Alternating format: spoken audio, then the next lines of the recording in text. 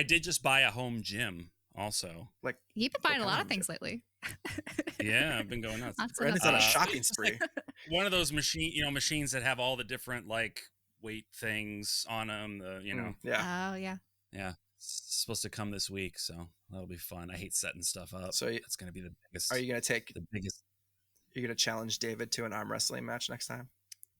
Somebody mentioned that. They're like, "Oh, it'd be like that guy you're on the panel with." I'm like, "No, it's never going to be like that. We can't make David Vincent the standard for fitness, because if he's the baseline, then everybody is like in terrible shape. No. That's not okay. We all can't be Greek gods.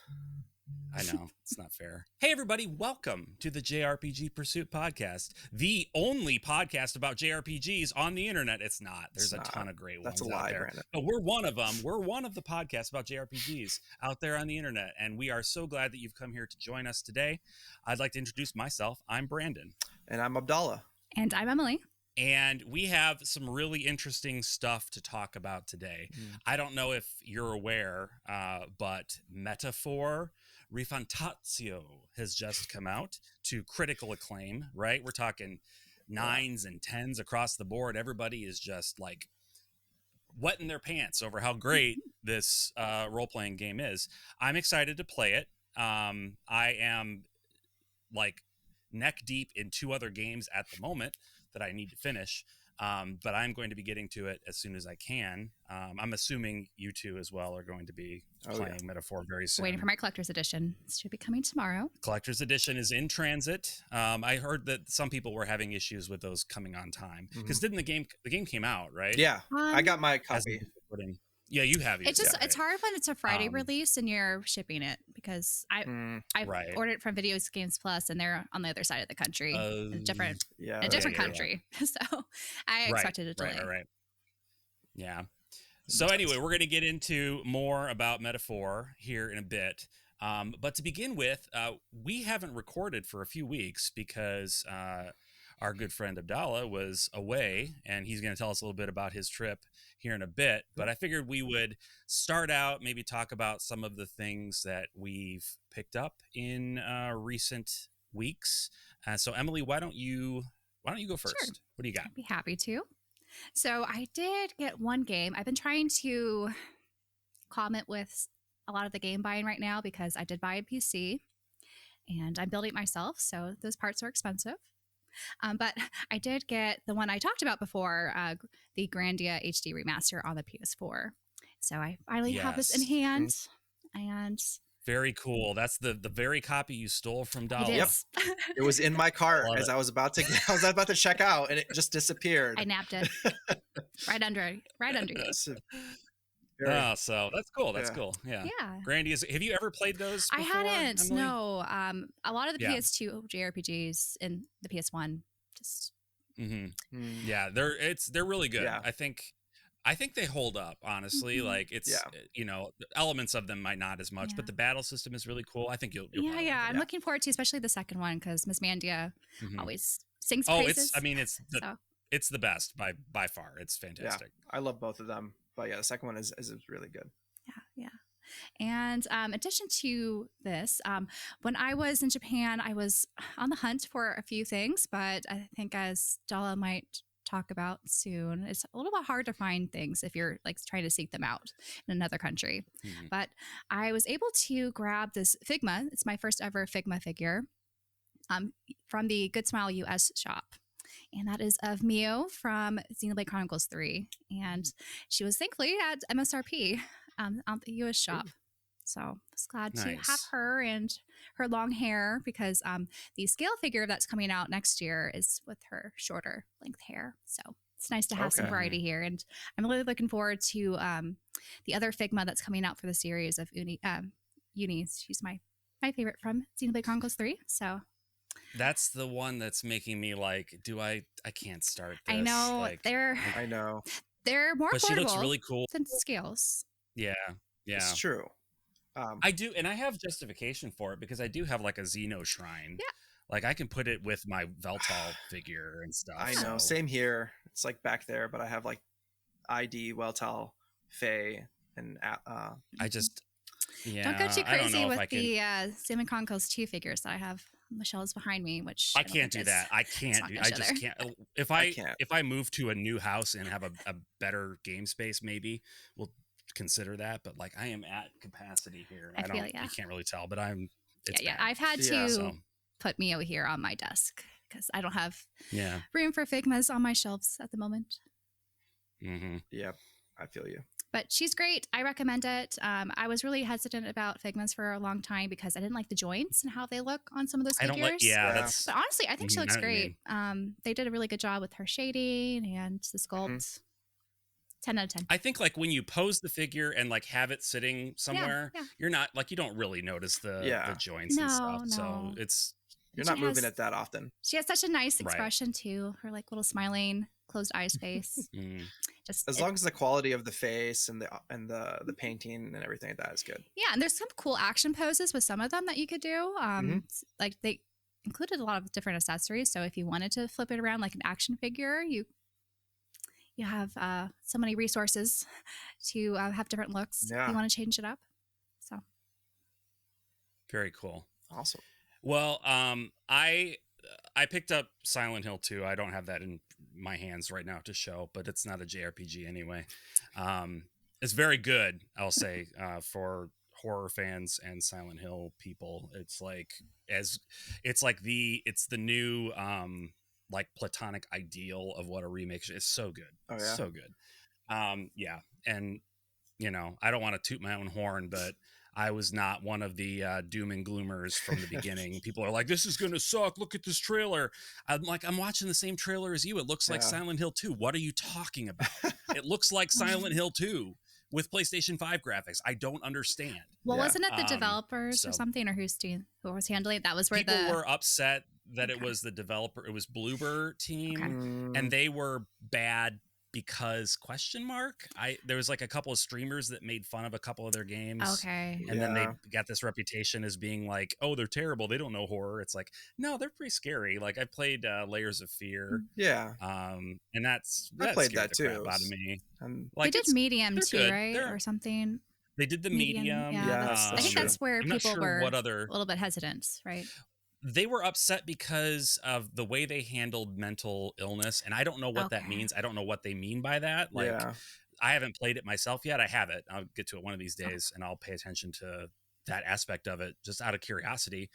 But like I don't know. I don't know what they mean by that. So Yeah. I don't have any comment on it. But anyway, so Silent Hill 2, great, fantastic. But I wanted to show off this this little rabbite for our audio listeners, this little rabbite I don't know, crocheted. I don't know what Yeah, Yeah. crochet. method was used to make It's a these. crocheted like Crocheted rabbite that Square Enix sent.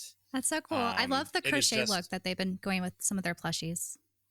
yeah, that's it's cool. just like it's just so cute. Mhm. I love it. It's my new little buddy. You used him as your mic hangs in your out with last me. video. I thought that was, I was did, fun. yeah. That is pretty I awesome. just flipped the mic to the ear. I'm a millennial, so I can't do the Gen Z thing where they hold the lav mic and talk into it. Like I feel like a poser Why if I is do it that. just a Gen Z But if I thing? clip, I've noticed Gen Z content creators have been doing that for the past like 6 months. Oh, I have They like noticed hold that. the lav mic. Yeah. it's gone past me. Yeah. It's popular It's on like, you know, TikToks. I'm It's not like on you know TikTok, you that's can why. just clip it right. Yeah. You clip it right to the shirt. That's what it's for, Yeah. right? Like, but you know that's the thing. That's what they do. Mm. But you know, clip it to the rabbite ear, and then you got a little. It's much more interesting to look at than a little square. It's a little cute guy. It's true. But yeah, It's cute. that's what I've got. So Dalla, tell us. Okay, so I know you got some stuff. I got some stuff. And you also went to Nihon, Yes. as it's known to some, I did. or Japan as it's known to others. So tell us what have you got? Tell us about it. Yeah. So I went out on the 27th, and I flew into Tokyo. But I only stayed a night in Tokyo, so I didn't do too much. By the time I was supposed to get in around 3, and because of a bird in the engine of my plane flying out of Chicago, it was delayed by 3 hours or so. Well, it's too bad Sully wasn't your pilot because he would have taken care of that I know. in no time. I know. He'd have been right on it. So they had to switch planes last minute. I've had and that so- issue before. Yeah, so we didn't get in until around 6:30, and by the time I got to my hotel and settled, I was planning to go and just like do a little bit of shopping in the evening and do stuff like that before I went to Osaka the next day, but a lot of the places were closing up at that point. Yeah, they closed a lot earlier than I expected. Yeah, in Japan, like way and even Tokyo. earlier. I was like, especially those kind of stores, like yeah. more of like the niche stores or like Yeah. game stores or things like When that. I was in like, Seoul, they closed at like 11, not Yeah. 8 or earlier, It's- 7. Like, what? This is supposed to Seoul be never- a big city here. yeah, it's wild. But yeah, so I spent some time in Osaka, and I did find a few things while I was in Osaka. But kind of like what Emily alluded to, it is hard to find the things that you want, and in if you do find the things that you want, the price is not great anymore. Like back when I used to live in Japan like a decade ago, I was picking up like, you know, boxed Final Fantasy games for the SNES for equivalents of like $1.50, $2 sometimes. When I went back, like I didn't find any Final Fantasy in box, but the ones that I did find were like, you know, between $20 to some of them being like a couple of hundred. Wow. And I was just like, that's not, I'm not going to spend a couple hundred on this. Like it's just not reasonably a thing that I need to, since it's going to be in Japanese and I'm probably not going to play it anytime soon. Be a shelf sitter. Exactly. I don't need to spend $200 on a game that's just going to sit on my shelf. I mean, it's pretty, looks nice, but just not practical. I had the same, philosophy when I was shopping. But I did find some really cool little random things while I was there. So basically, I was in Osaka for about 2 days. One of my old friends lives out there, and so I was it was a kind of a trip fully based on me seeing friends that I haven't seen in a decade. So that was primarily the focus of the trip, with a sideline of like, I'm gonna go shopping and see what's out there.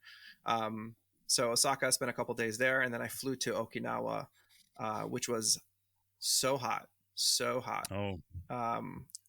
Like even to this day, like when I left, like I was just like, it was probably like a good 90 degrees, but the humidity was probably like almost 100%. So you just like, you take a shower and you go outside and you're just like soaked again. Like you're never fully dry off there. Yeah, it's been a warm summer in Japan. Yeah, but it was great time. Okinawa is more tropical. It's a southern island, closer to where like on the same kind of the same line as like either Taiwan and Korea area, those areas. So like, but further into the ocean. And so beautiful place, turquoise like waters, so you can go snorkeling and have a lot of fun. So it's like it was a very different vibe than I'm used to generally in Japan, because you have like the very Japanese style, but then there's also a lot of American military based in Okinawa. So there's a lot of like burgers, steaks. Like they'll have like so many shops that were just like big steak, and you're like and I'm sitting there going like, I'm not really. I'm sold. All right. I love big steak. I love big steak, but it's not what I'm going to Japan for. So I was like trying to shy away from all of that and trying to focus more on the Japanese like cuisine and the stuff that you can do there. Japanese barbecue's good though. I love Japanese barbecue. So very good. Korean barbecue though is slightly better because of the sauces they use. They're like spicy. I love stuff. Well, the Japanese barbecue too, I've noticed their side dishes are basically Korean side dishes. Yeah. They just took Korean and they added like a Japanese flair to it. So it's still really good. It's delicious. And the sushi and sashimi in Okinawa, like I spent a lot of time in fish markets. Do they have poke like Hawaii or no? Yeah, they do. Oh. And Spam is a huge thing there. It's basically like Japan's version of Hawaii. So like you go there, and I would go inside the convenience store and they'd be like, would you like some fried Spam? And I'd be like, yeah, sure. So I tried it once. It was fine. It's fine. It's fine. It's fried Spam. Yeah. It's like tempura Spam. It's good, but you know, as far as you can go with Spam. But they do like Spam onigiri, so rice balls with Spam and stuff in it. So it's very much like the Spam musubis that you would get in Hawaii. Similar to that, so it's got like that same type of vibe. But to get into kind of like the things that I found, so the first thing I found was actually a pretty cool find. It's a little washed out from the coloring. I think it was sat on someone's shelf, but it's the Legend of Nayuta special edition box set. Very cool. And it has like, it was basically, it has everything in there. So it's got like a little, I can kind of pull it out, but it's got a little What pom is pom. that? Aw, Yeah, so pom. cute. Little pom. And it comes with like a drama CD and the game and everything in there. So it was a cool little find that was like, I think, how much did I get it for? I think it was around 800 yen. That's cheap. That's cheap. So that's a steal. Like that was probably like what, $6 and some change. Yeah, that's wow. For this one, it's a little washed out, as you can see. Like the back of it's more vibrant, so it's probably was sitting in the sun for way too long on someone's shelf. But I thought that was a pretty cool find. Yeah, shoot. Another thing that's Trails related is a fan book. Ooh. Yeah. Oh, you were texting me pictures of that, weren't you? Is it a steamy one or? No. Okay, I was like, not a steamy one. There's definitely plenty of those. I didn't see any, but I'm sure they exist.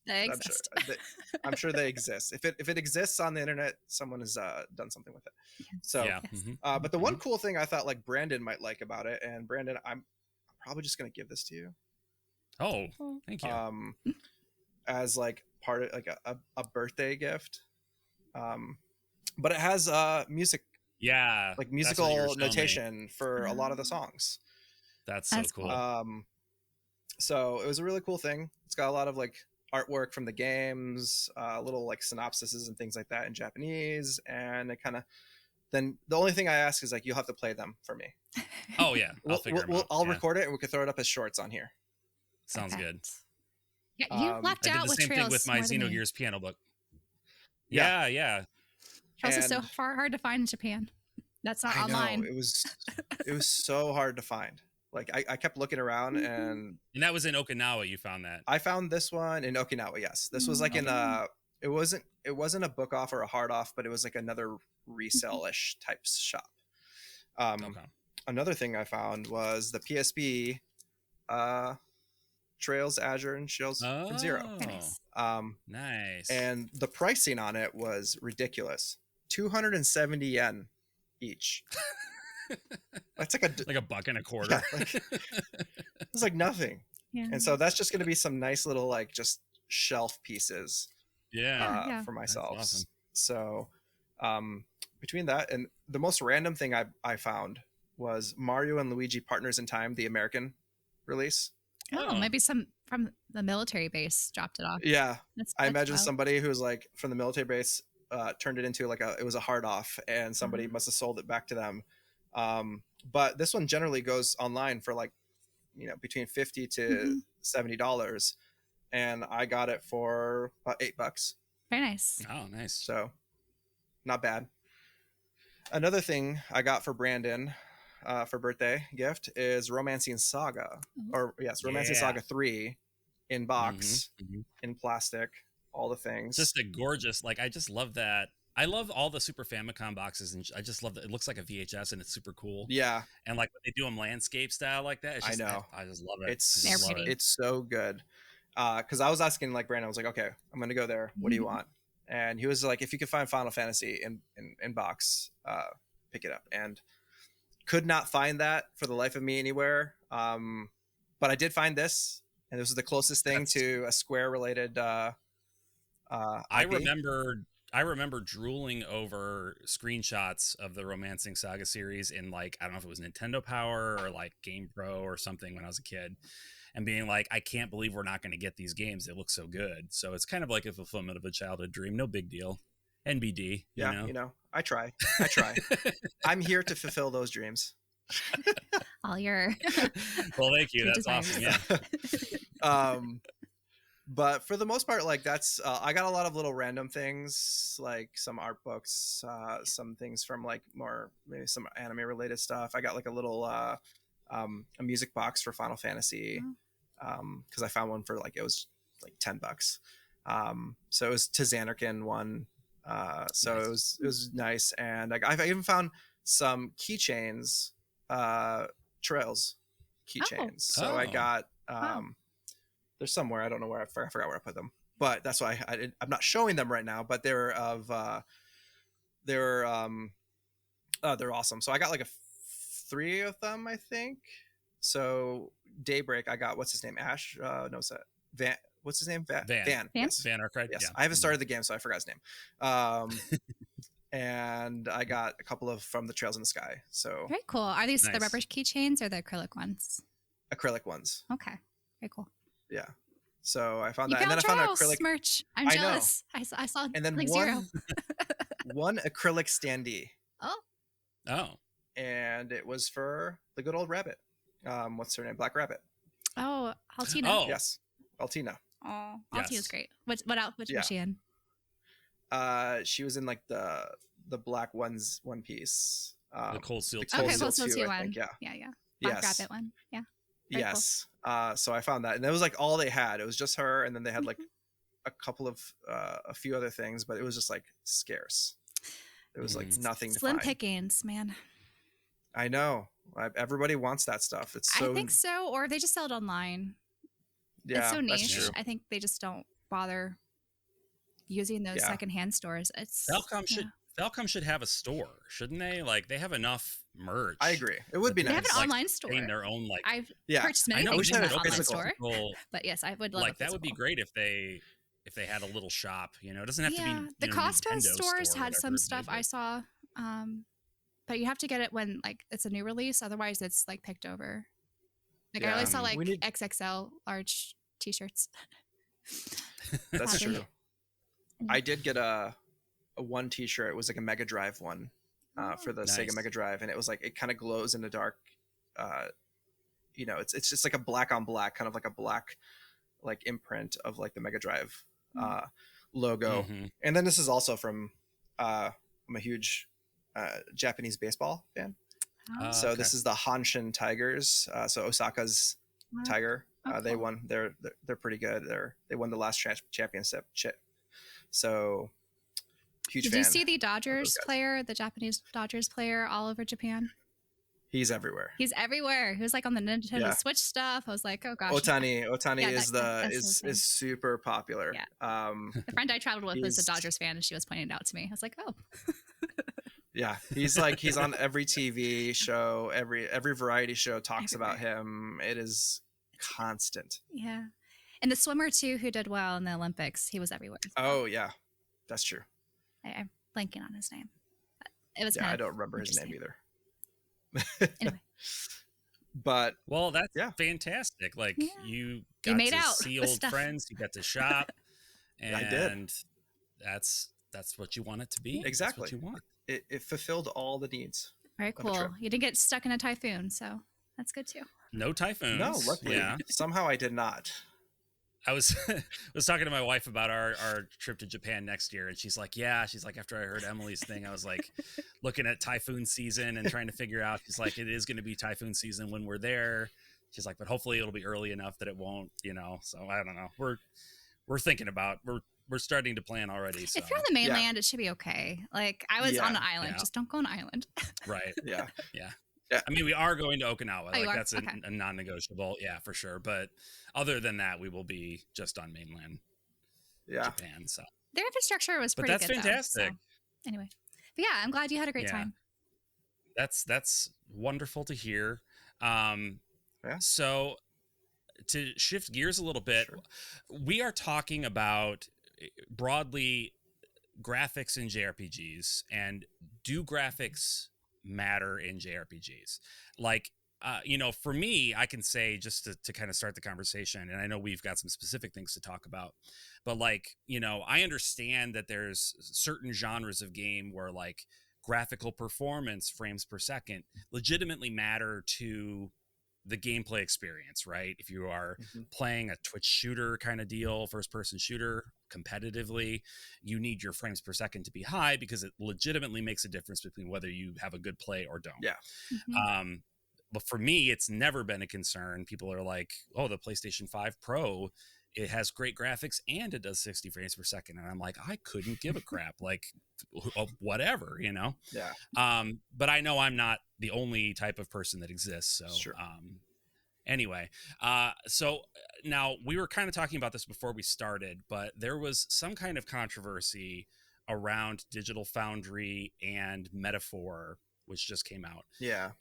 So I have not heard a thing about this. I don't know anything about it. So if you guys can fill me in, I don't know who is the most informed on this, but fill me and any of our listeners who are like me and don't pay attention to stuff. Yeah, I can jump in, Emily, and you can fill in some of the gaps as well. Sounds good. Because I did watch the Digital Foundry video, and I'm a huge fan of Digital Foundry, so I'm just gonna preface this whole discussion on that. But so one of the Digital Foundry guys, Oliver, did a video, and it was kind of, the title of the video is basically, it's a great game, but is it technically like, is it technically from like a how it's being built a good game? So that's how Digital Foundry kind of focus in on their niche of how they do their videos, because they're very technically savvy people. So they're all very educated on how games are built and everything from an engineering perspective. So they like to give that kind of perspective in their videos, because they also, a lot of engineers and a lot of the developers like to watch their videos, and they sometimes learn a lot from what they're doing because they get to see a lot of ways that games are being built. So they have a lot of really good ideas that can kind of like engineers and other people like that might kind of be able to pull from. So basically, Oliver does this video and he talks about how great of a game it is in general. Like, it is a stylistic, good looking game. A great game in how it plays in terms of like just the mechanics of the game, and just as the game itself, like, it's a great game. It's across the board. You talked about it earlier. It's getting 9s and 10s across the board. But being Digital Foundry, and they kind of dug into like frame rates, and they dug into some of like the the graphics in general, and how things are kind of being shown, and they saw that there were some discrepancies in frame rate issues, a lot of dips, a lot of like things that at the end of the day, at the end of the video, they were very clear on saying, hey, it's a great game, but you might want to wait until, if you do care about those things, if you do care about frame rates, if you do but care about like these technical problems, wait for maybe the next patch or two for it to maybe solidify it and maybe lock it in at maybe a solid 30 frames or whatever it needs to be at that point. So they kind of give that basically their feel on it. And when that came out and Twitter got a hold of it, you get all the people who are super angry about, like, they're saying basically, I saw a couple tweets that were very basically saying like, hey, like, if it's a great game, don't say anything negative about it, because you're just going to bring down the reviews. You're going to make the review, the overall review, look like lower, and it's not going to be game of the year. And I'm sitting there going like, no, like, it's still a great game. Like, they don't give a numbered review. Like, they're not Right. reviewers They don't do that. of the They're actual not game. reviewers. Right. They just look at Yeah. the technical aspects. Exactly. Right. Like, it's not like it's titled that way. It's described as like, this is not a review of like the whole game as a whole, and like, you're not scoring this. Or are people afraid that reviewers are going to see that and be like, oh, now I need to talk about the graphical performance and I'm going to give it a lower score? It's like, I think it's also a sales issue, because JRPG fans are very passionate about people enjoying their games, right? And when it comes to Atlas, it's a big, like a huge hitter, right? Or heavy hitter in the industry. And that also transcends just JRPG genres in general, with Persona 5 doing so well. They're really hoping Metaphor would also be another transcending sort of title that would get other people to play. Like, even my brother, who's not a huge JRPG fan, he bought Metaphor day one because he thought it looked cool. Oh. And currently playing it. But yeah, I think this argument's a little bit interesting about how much do graphics matter in this perspective, and how much influence does Digital Foundry have on the industry at large, and I guess people buying these games. And some other technical aspects, Dala, that I think are worth mentioning is the anti-aliasing thing, that's right? true. I'm not too sure about the technicalities of that, but when you don't use anti-aliasing, it just looks really odd, right? It makes Just it like jagged. It's more super jagged. and a little bit glaring. And a lot of these, I think I've seen a couple reviews on Metaphor. I've tried not to look too closely because I just want to play it on my own, since I'm already invested in getting the game. But I did see a lot of people complain about the PC version in particular. And it just seemed like PC, they always get, the short end of the stick when it comes to new releases, which I'm not really sure why they're not having more of a focus when it comes to optimization. Maybe it's more difficult from a technical aspect to optimize for, wholly, like all these different builds when it comes to. That's the problem. Yeah. So that's probably the problem. But I feel like there's so many gamers who are shifting towards PC. Like I just bought one myself. And so I'm going to now kind of be in that camp where there might be some issues and I'll have a worse time playing a game because of maybe these graphical barriers and poor optimizations that's happening. But I don't know. Yeah. Sorry, I just kind of spilled a lot there. But No, that's great. And that's always been one of the major arguments for consoles over PCs, right? Is it's like you have this box and it is the box that you play games on and the developers know exactly what that box can do. Yeah. And they it's the same for everybody in every house. Whereas if you start developing for PC, you have functionally unlimited combinations of hardware. And I think that there's probably a lot that can and should be done, not just from the developer side, but on platforms like Steam and Good Old Games and Epic. I guess they have a store, whoever has a store, like to make, maybe they can do something on the software side to make tools that will help games have more consistency. But yeah, I mean, I think that you hit the nail on the head. They don't optimize for PC because it's not a priority right now. And it's not a priority because it's just too hard. It's probably too expensive for a relatively small still part of their bottom line. Now, will that change? Like probably, right? Like PlayStation and Xbox are basically just kind of moving in the direction of PC anyway. Yeah. So, when we get to the all digital future, I see no reason to continue buying a PlayStation or even a Nintendo system if it's all digital. Even Japan's basically Nintendo, they might they've abandoned Sony because of how expensive it is. Yeah. And they've gone to PC other than the Switch. Right. Yeah. So, when that shift happens, right, like chances are, we'll start to see them investing more in that. Hopefully. Anyway. Though there have been like some PlayStation games, I do hear once they get onto PC, they still have poor optimization. Like there's still, I think, issues, right, at large. Yeah, a lot of digital. I mean, if you like Digital Foundry, go watch their information reviews. Yeah, they do a lot of reviews on PlayStation ports to PC. And their resident PC guy, Alex Battaglia, is very, very smart when it comes down to PC ports and how that works. And so he's generally, unfortunately, disappointed with a lot of the ports that come through from Sony, just because they're just poorly optimized. And it takes a lot of patches for them to even get it to the point of like being standardized to like a good optimization point. Like, so I don't understand why they need to go through all those patches if they know kind of on launch it's not going to do that well. Is it a way to test like their user base, who's like what machines they're using to debug maybe, it? or testing testing the tolerance of the market for sub-optimized games. Like honestly, like, you know what I mean? I'm being serious. Yeah. Like they may just be like, how little work can we put into it and people will still buy it, it seems like a really odd move, even though I'm not of course knee deep into this at all, but just outside looking in, it's very odd. Because I think like the hard thing is when you're trying to repurpose like the engine to fit more of a modern like PC place. Rather, if it was developed for PS5, it's not going to be exactly one-to-one. No.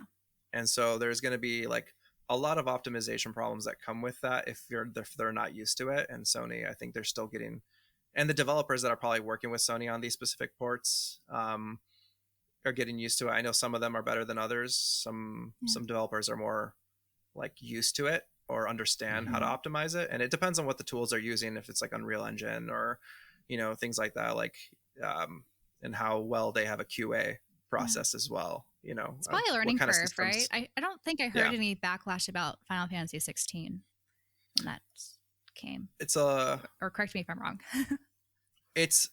There is some issues. It's not as bad as some of the previous ports though, right? If you have a 4090, you're great. Okay. You're fine. Well, that's usually the case, right?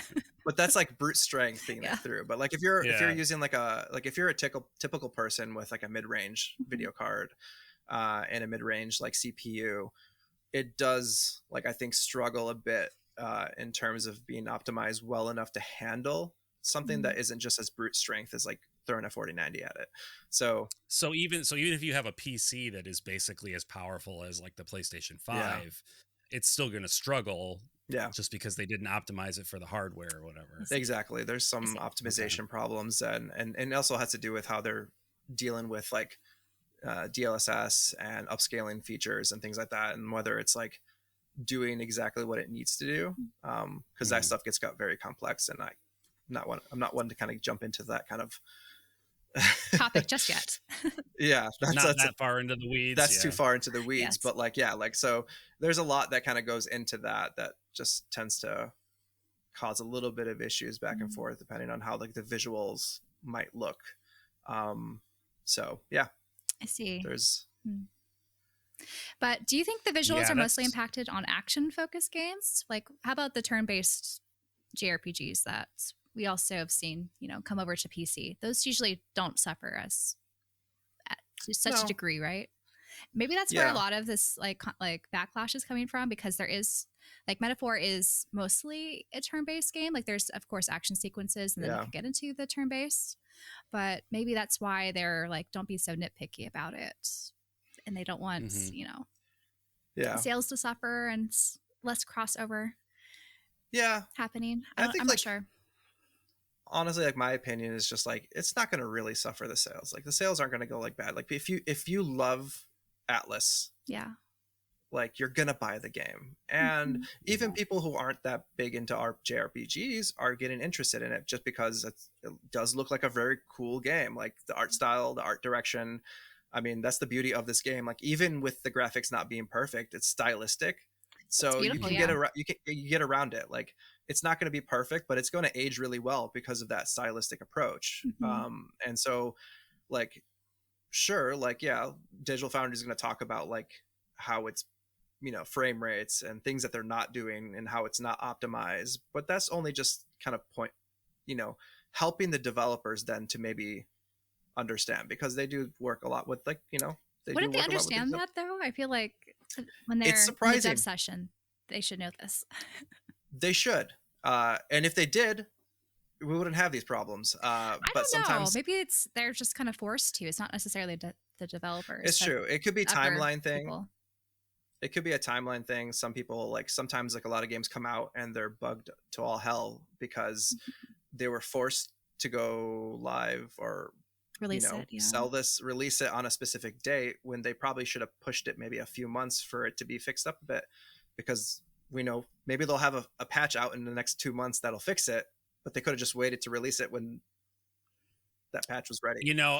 I think, developers are acting in good faith. No, and exactly. I can't imagine that there's any developer that's like, I don't want my game to be optimized, right? Like it's almost definitely is the suits that are like, we need this game to hit by this quarter because of our financial blah, blah, blah, blah, blah.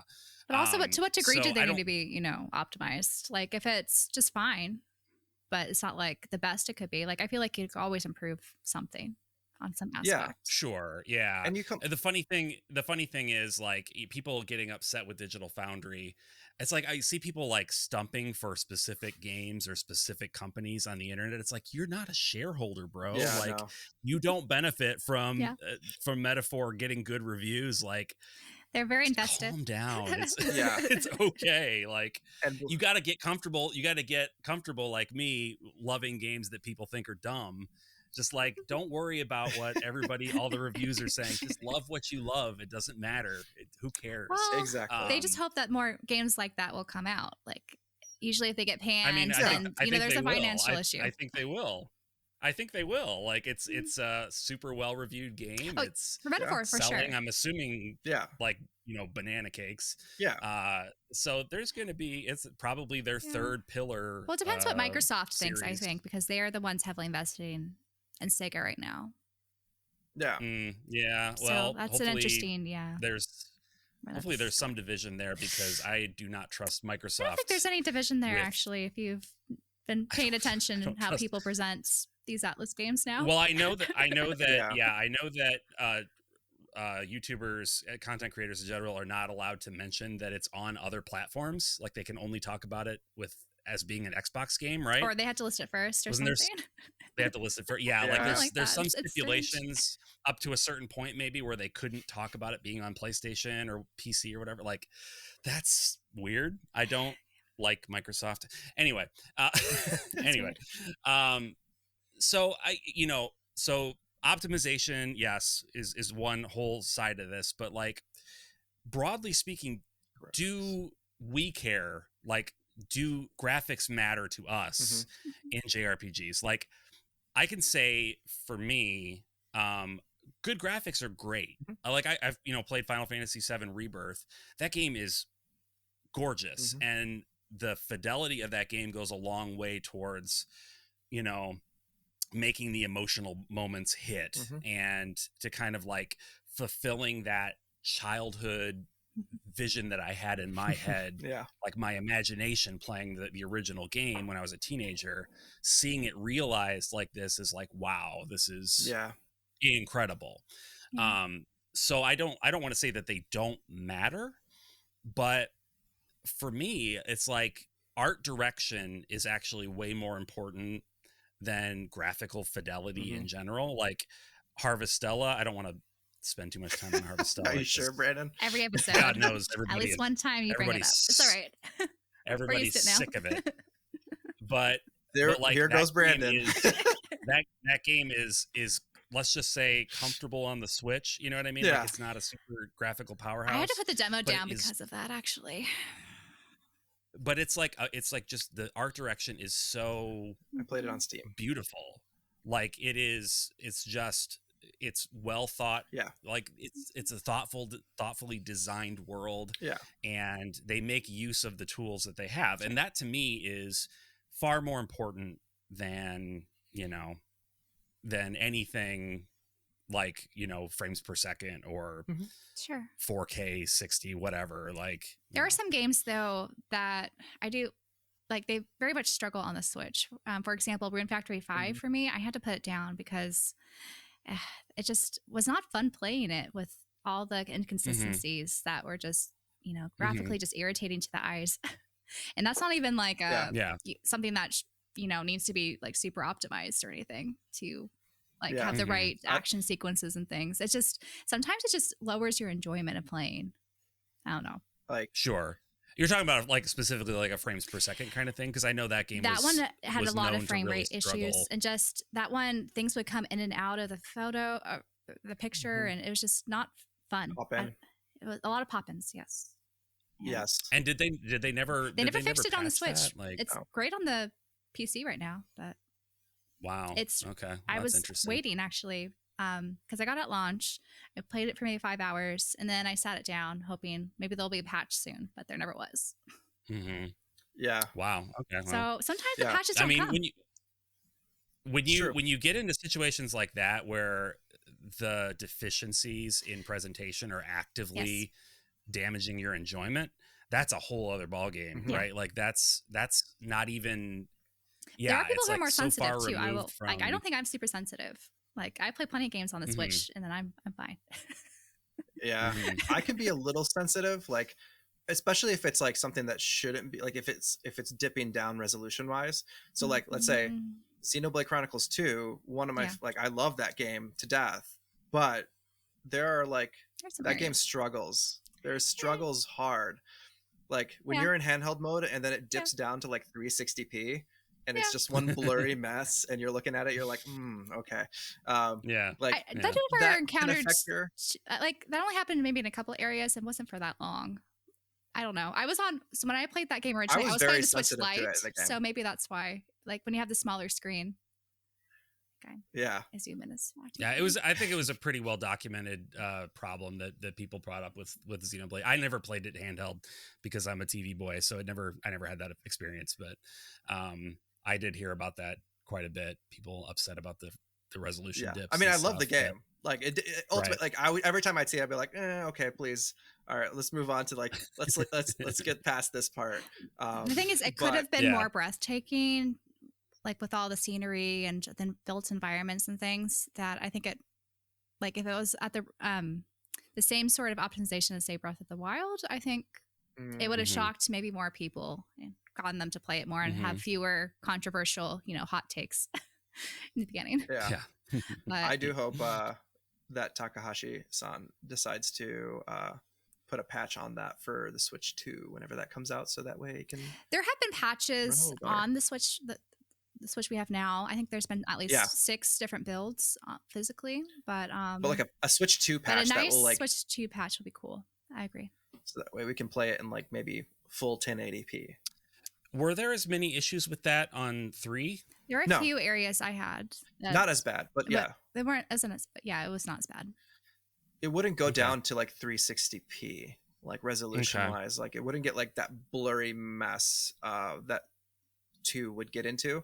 I mean, frame rates would chug depending on how many things were on the screen and you were fighting and all the things happening, because like the UI is pretty busy in general.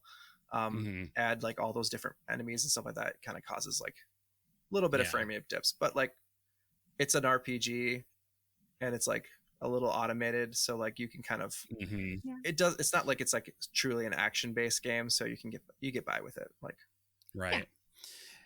when you get into the action RPG side of things, like that's when things like frame rate can really negatively affect the experience of playing the game.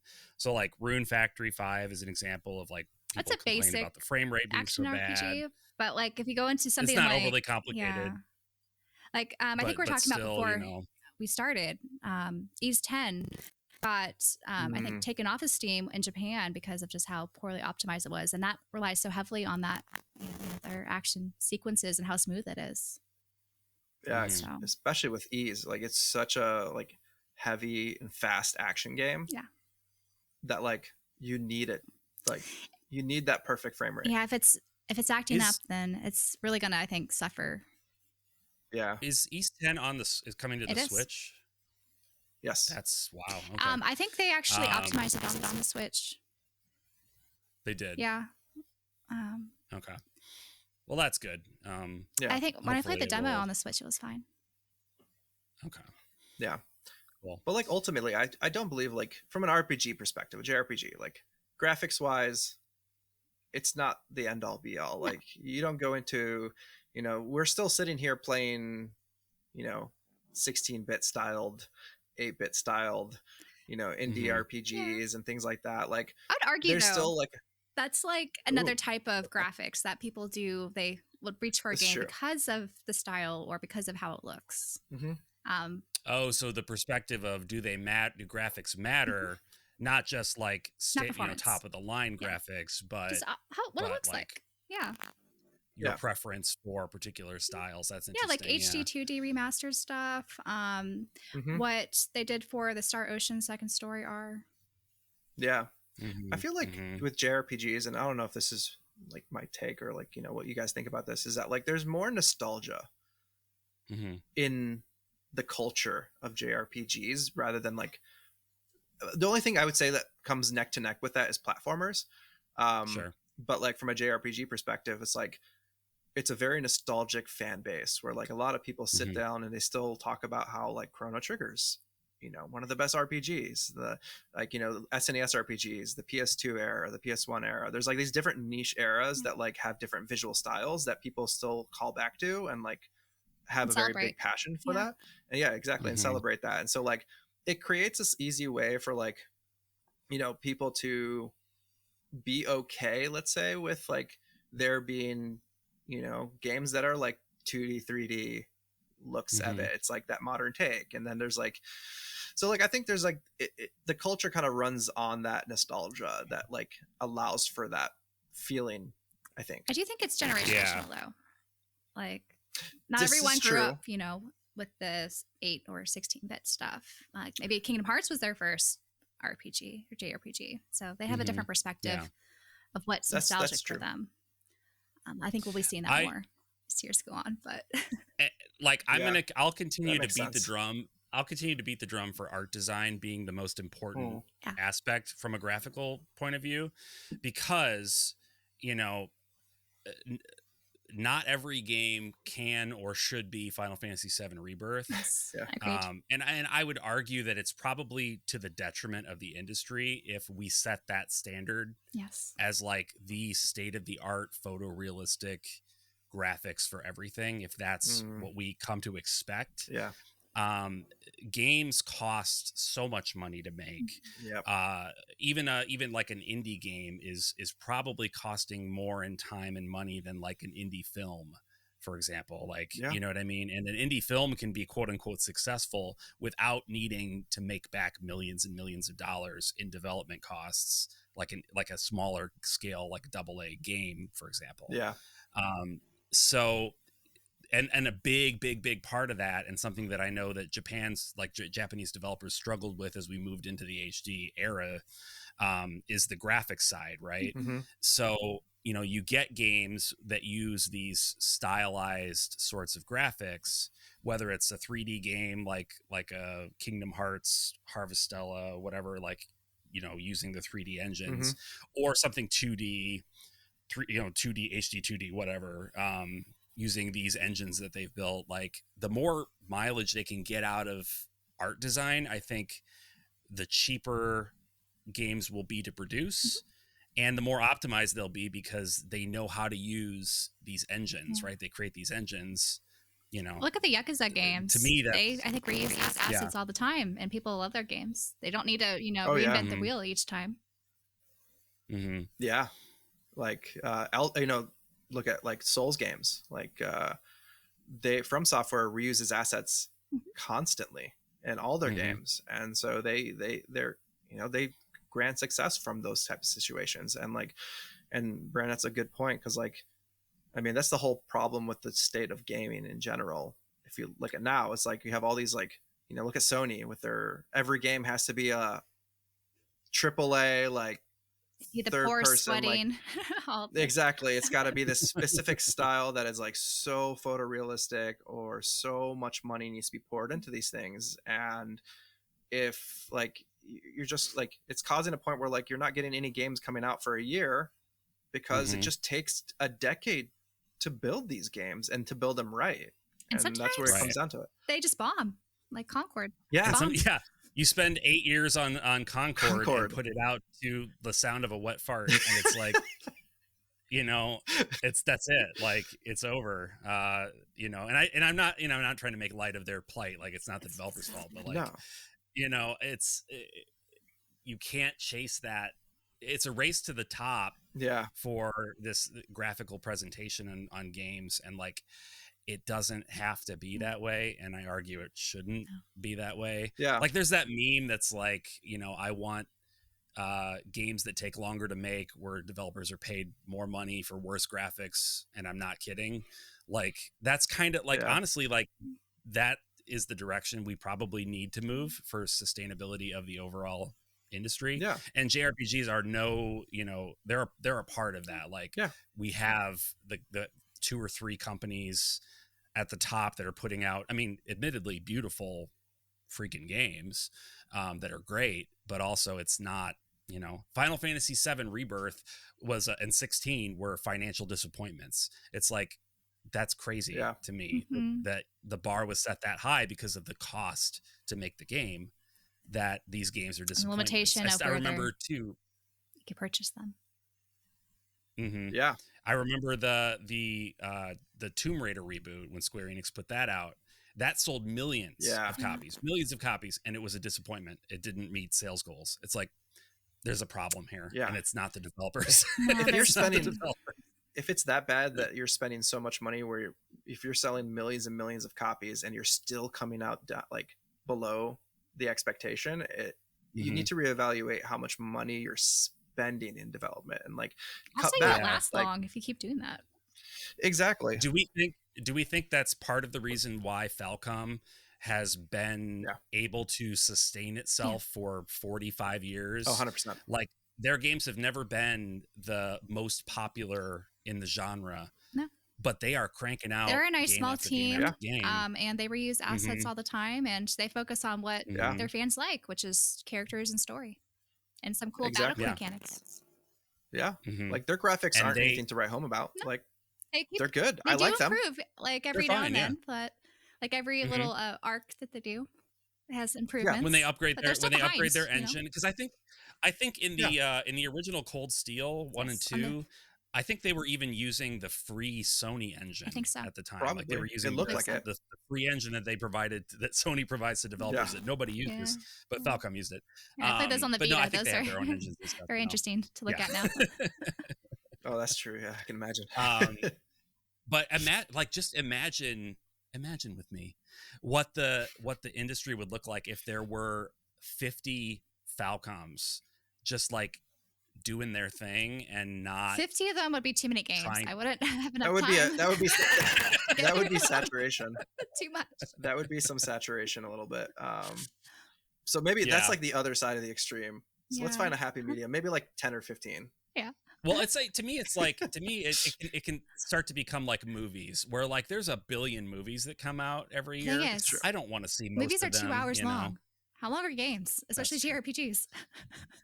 But that's still kind of my point, is like, they may be longer, but like I may not want to play every game, right? No. Like I can look at what's out there and be like, I like this handful of games are the ones that I'm interested in. I'm already struggling though. I am struggling too. I want to start Metaphor Fantazio, but that's like a 90+ hour game just to get it done. And on top of that, I still need to beat Daybreak and another 70-80 hour game if I do it. Every time I play a Trails game, it somehow ends up being like 90 hours. I don't know. Daybreak took me, I want to say it took like 60, which is a lot for me. Yeah. I usually, I didn't rush through it, but anyway, I would rather have that problem than I mean? And then the problem of like developers going under because they can't, they can't sustain themselves with it's a happy medium, because I think when there is oversaturation, their games won't sell. Like we saw that with Square Enix when they had that year of all their like AA titles coming out at the same time. That's true. I think it's a tricky thing from a business perspective.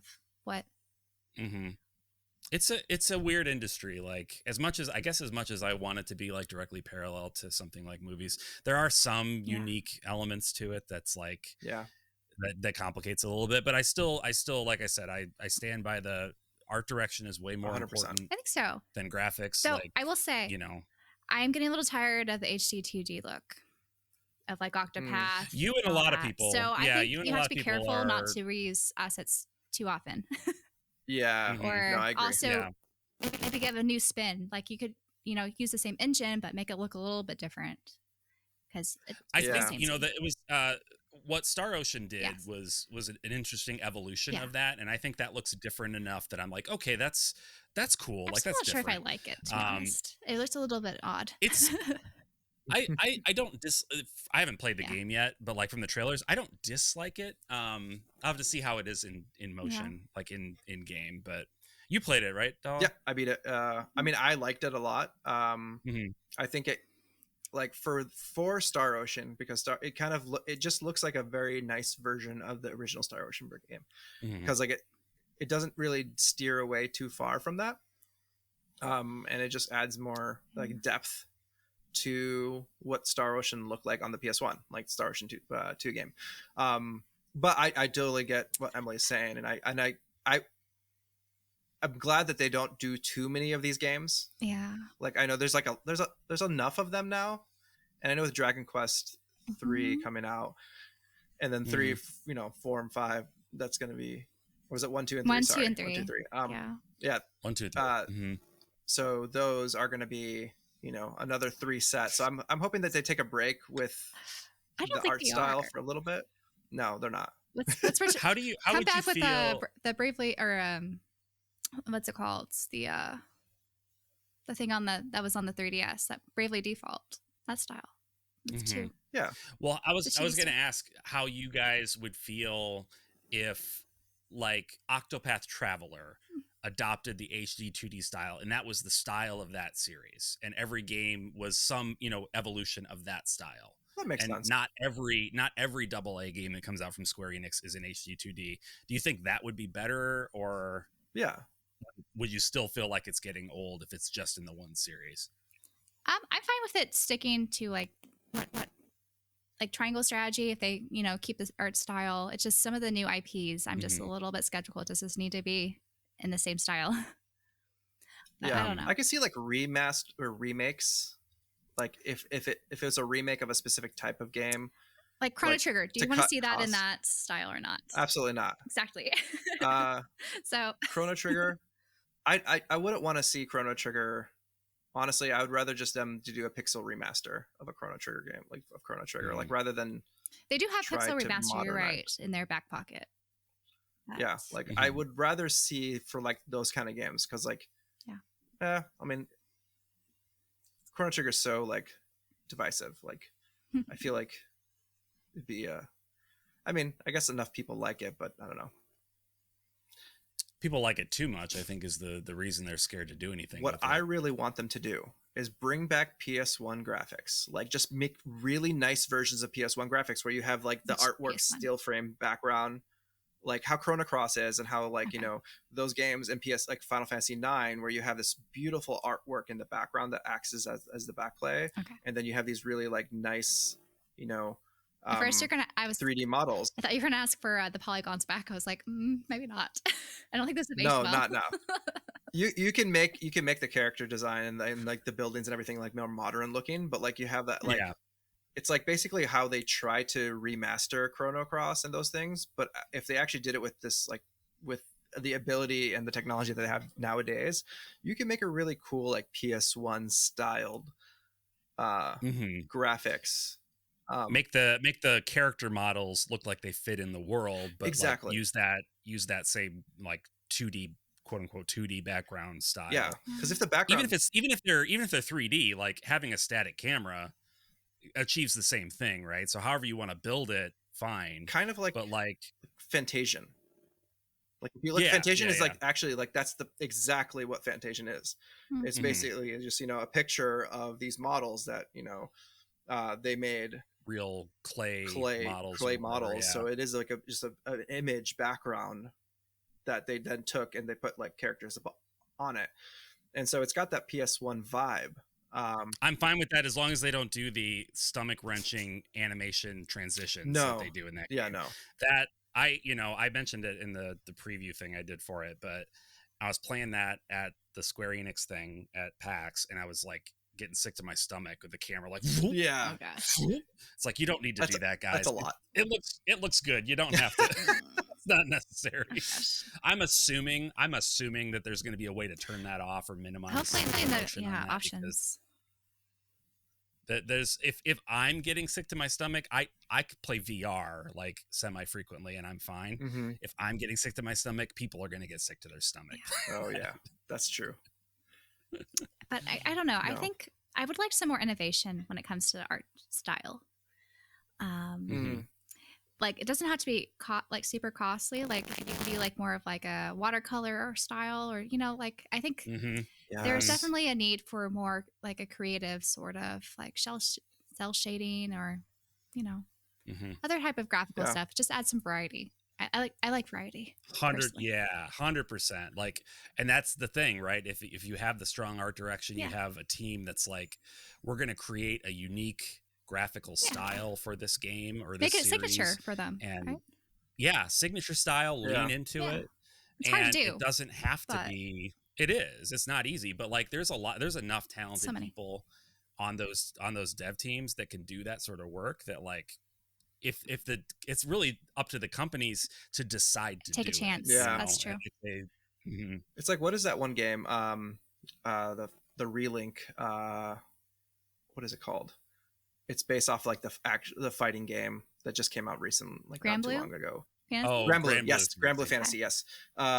Like that art direction where it's kind of like anime-esque, where it's like Yeah. you're kind of playing like a more anime like view of like how games should look, and like that ages Mhm. well, and it looks good. They took forever to Yep. develop that game. Well, that game It had a might lot of problems. Be also because of the art, the direction they went. So I don't know. No, but I feel like, I mean, their fighting games are in that art direction esque. Like it's they play like that, That's so true. like they're That's used true. to. I don't know how I long think their there might have fighting been- games take to develop, but Yeah, not long, but I mean they make enough. They make enough of them often enough that like I don't know. That game had a lot of problems. I think. it It took them did. like 7 years to It's make, probably and not then long it's of a currently game. like it's currently like No, 15 hours yeah, it's or like whatever. 15-hour game. Like I know there's end game stuff you no. could do and like multiplayer, Yeah. but that's less of an interest for me. But Yeah, I mean, Yeah. I enjoyed the game. It was very odd for me for that game, where because like it really takes into account that you know the story of all these characters. Mm. yeah.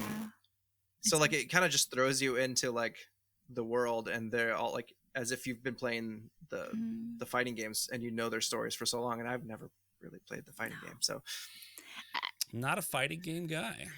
I'm not either. Not really.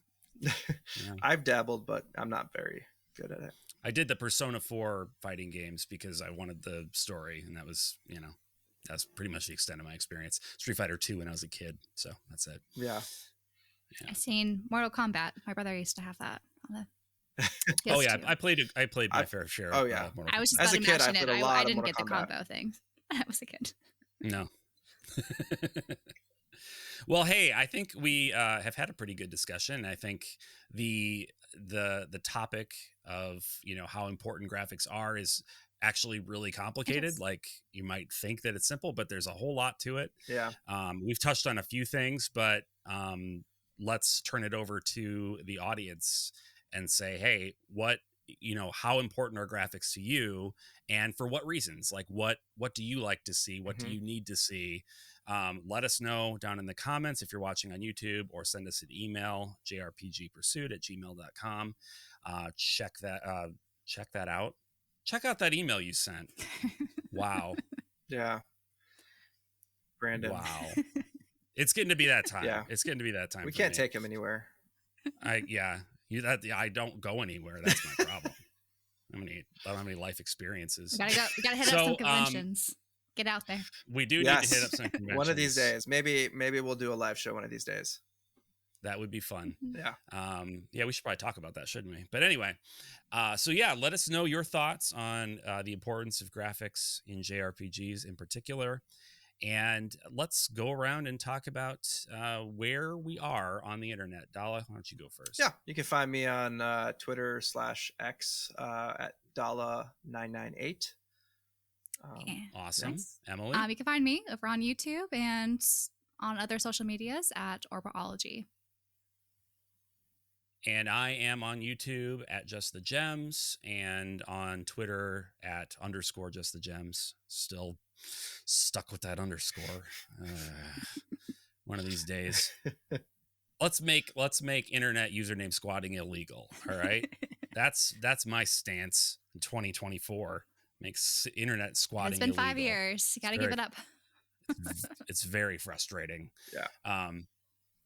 Anyway, I think we had a good time. I had a good time. Yeah. Did you have a good time? Yeah, it's good to be back a too, good time. All right. and recording again. Yeah. Great to be back. Yeah. Yes. Mission accomplished. We We did did. it. We made it. Podcast achieved. Dun, dun, dun, dun. All right. We'll see you all next time. All right. Take care. Bye-bye. Bye.